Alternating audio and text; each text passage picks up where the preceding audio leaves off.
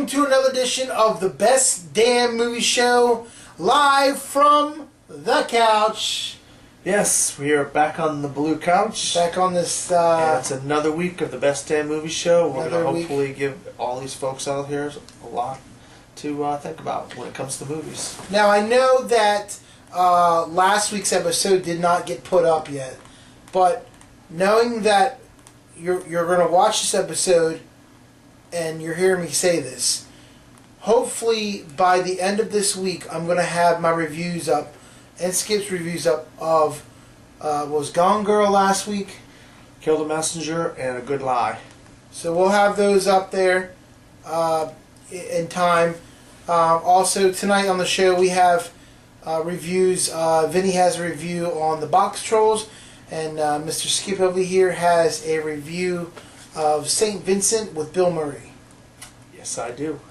And we'll get to both of those right after these sponsors.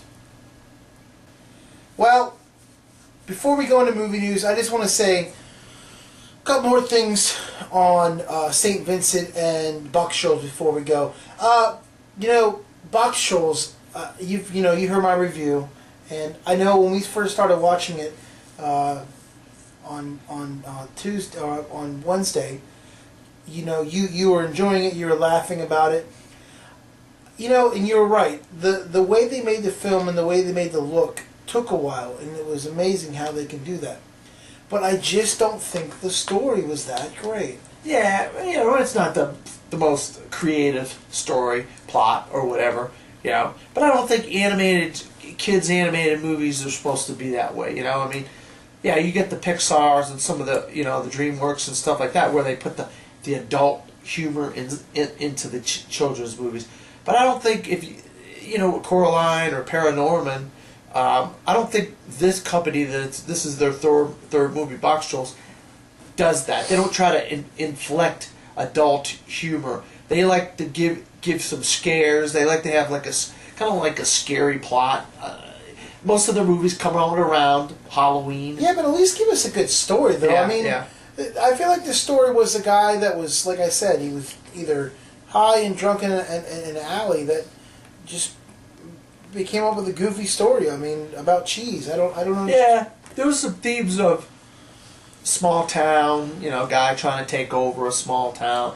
But I could see the cheese thing and the people that ran the town and then the Boxtrolls. Just because they're monsters in a box doesn't mean make them actually monsters. I did like the town, the look. I like how it was. It was his own island that went up in the sky, and on top of the island there was the castle. I liked that look. There were some funny parts in it. I gave Boxtrolls a 4 out of 10. What are you going to give Boxtrolls? I liked it a little bit more than you. I give it a see it. Give it a see it. In St. Vincent starring Bill Murray, I've had this conversation when we were getting out of St. Vincent on Wednesday. One guy said Bill Murray's back. I don't feel like Bill Murray's back. I feel like, and I told Skip this, he don't believe me, and he has a point too. Bill Murray picks what he wants to do. He's an older actor. He's probably in his 50s. He's probably in his late 60s. He picks what he wants to do, but I feel like he does it because I'm not gonna say he needs the money, but I'm just gonna say that I feel like he's bored and he wants more money. No, I think it's the exact opposite. I think Bill Murray doesn't want to act, and so if he has to act, he's going to find the things that he wants to do. That's working with people and working on movies that he believes in. Monuments Men, George Clooney, he wanted to work with that cast. That's a phenomenal cast and a really good story.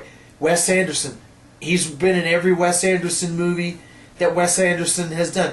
Even Darjeeling Limited, he's a man running on a train platform at the beginning of the movie, and you don't see him again until he gets on a train at the end of the movie. So he's in every one of Wes Anderson's movies. So that's why he was in a cameo in Grand Budapest Hotel. And obviously the script of this movie, the story, the heartwarming story that I feel like maybe the curmudgeon of a character that Vincent was in this movie reminded Bill Murray of himself a lot. That he was kind of a curmudgeon in a lot of ways, and he felt that this is the role that he should really come back on and do. I'll be honest with you, I think it's one of the best movies I've seen all year. I think it is a fantastic movie. Well, I'm not gonna say it's the best movie, but I'm gonna one give of the best. I'll give it a 7 out of 10. Yeah, I'm gonna give this movie a big see it. A big see it. Well, also I saw over the weekend Chef, starring Jon Favreau. Fantastic film.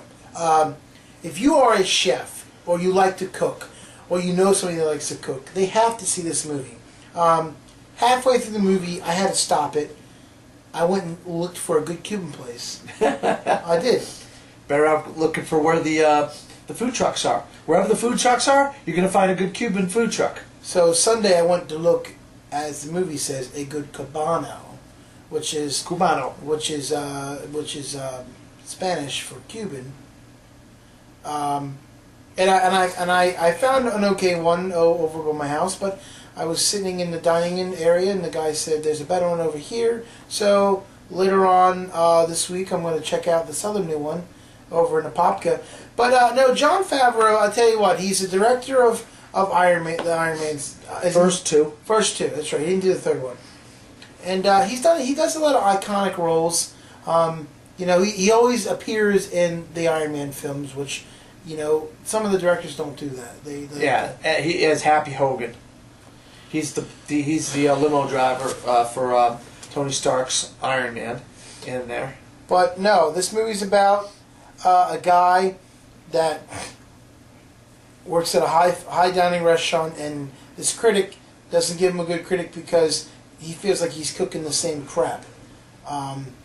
So he goes off on the critic, and his ex-wife gets him involved with a food truck.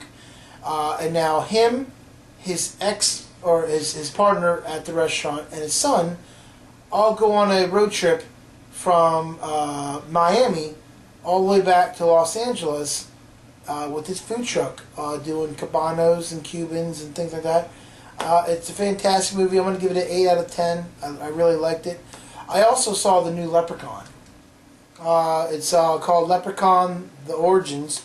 It's made by WWE Films, and this one is, for what I've seen, is this is a version of the Leprechaun that's told, kind of in a like a fairy tale book. They did a different look to the Leprechaun. They made him look like a monster, and the reason why they did that is they're showing you the other side of the Leprechaun. Before the 80s and 90s Leprechaun, and it's kind of like a fictional story of the Leprechaun in a darker way. And I thought it was okay. I don't think it was something that I had to rush out and see. But if you go and buy the DVD, there's a set you can buy for $26 that has, I didn't know there was 7 Leprechaun films. Really? There's 7 of them, including the new one. Wow, that's a lot of Leprechauns. So. The ones I haven't seen were Leprechaun in Space, and then there's Leprechaun in the Hood 1 and Leprechaun in the Hood 2. Yeah, I want to just real quick. I want to go back to your chef. We weren't doing the show back then. We do the radio show, and I talked to you about Chef on the radio show. But I just for anybody that weren't listening to the radio show, my opinion on Chef is that I felt like it was a commentary on Jon Favreau's life and his career as a film director, and that he put his own personal life on the screen.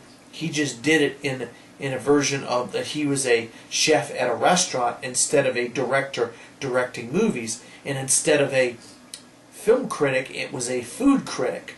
And I just felt, in my opinion, that he was just saying, he was trying to stick the middle finger up to film critics and say, hey, this is what I think of you, and because Iron Man 2 did not do that well by the critics, and Aliens, Cowboys and Aliens didn't do that good by the critics, and so that I just felt like that he tried to tell people, like, screw you, I don't care what you think. And that's what the whole first half of Chef was. Now, the second half was it was fun. You're right. It was an enjoyable ride from Miami back to California. He found a new niche, and he found something else that he wanted to do. And I did enjoy the second half of Chef, with a little bit of cameos in there with Robert Downey Jr. and some other people. But I just felt like I was really insulted by the first half of Chef. Speaking of Robert Downey Jr., we were going to forget The Judge. Oh, that's right. We saw The Judge on Monday. That's right. I forgot all about that. Yeah, we did see The Judge on Monday. Wow, what a great movie The Judge is. Now, The Judge is starring Robert Downey Jr., Robert Duvall, Vincent D'Onofrio, Vera Farmiga are the four main characters. And Dax Shepard has a cameo role in there. And Billy Bob Thornton is in there as Billy Bob Thornton is the other lawyer at the end of the movie. Yes. You know, and I gotta tell you this. It's a good movie, but I feel like there was a lot of standing around, a lot of shots that could have been cut down, like you said. You know, I feel like in a movie, this is my opinion. I feel like in movies that should be long scenes, they cut it down. But I feel like in movies that are talkies, they keep the long scenes. I feel like it should be reversed sometimes. Yeah, there's a lot of like him. Like he decides to put on an old Metallica T-shirt and grab a bike out of the barn and drive on the road. We didn't need to see that, you know. If we knew he was in the house one minute and then the next scene he's in a bar that Vera Farmiga's character owns, then he just switch him over there to that scene. And don't give us a scene where he's driving a bicycle on the road and gets hit by a car. I mean, we didn't need to see that. Scenes where he's just walking around the house. Just walking around. I mean, that's wasted time. But other than that stuff, the movie was a little long, and that's the stuff we're kind of criticizing about it. But other than that, the movie is fantastic. There is a really good father-son theme in this movie. And if you have problems with your dad or your mom or whatever in your own family, you understand that sometimes parents, I myself have that problem. I didn't get along with my mother and my father, you know, and my father's alive today and I still don't get along with my father. And so I understand where the Robert Downey Jr. character is coming from. Because his father is not a nice guy. Robert Duvall does not play a good character in this movie. I do got to say a couple things. I feel like it's a side of Robert Downey Jr. that you haven't really seen before. Yeah, but there's still a slick side, kind of a Tony Stark side there. Also, that lady from... Vera Farmiga? She's Mrs. Bates on Bates Motel. Yeah, she is. Which, you know, season 3 is going to be coming out soon. So she's trying to get a little push for that. Also, I feel like the scene where they were inside, where he was inside the room and pulling all the stuff out, I feel like that was another wasted scene.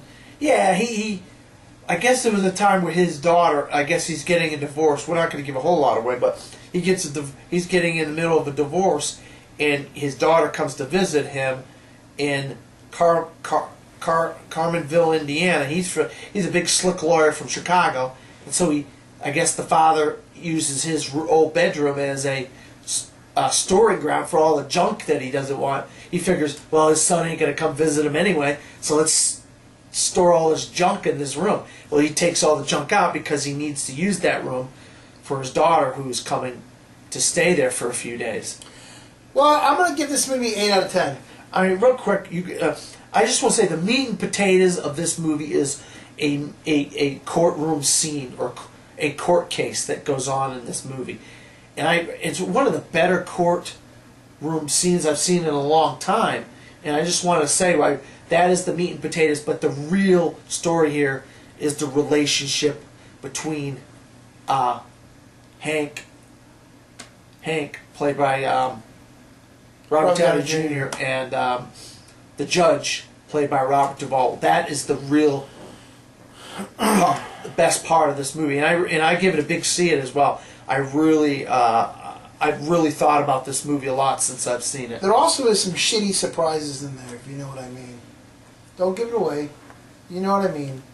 There's some shitty surprises, and it's a funny scene. Yeah. All right. I'm not going to give it away. But, well, when we come back on the Best in Movie Show, we're going to get into some movie news, so stick around. You're watching the Best in Movie Show right here on YouTube.com.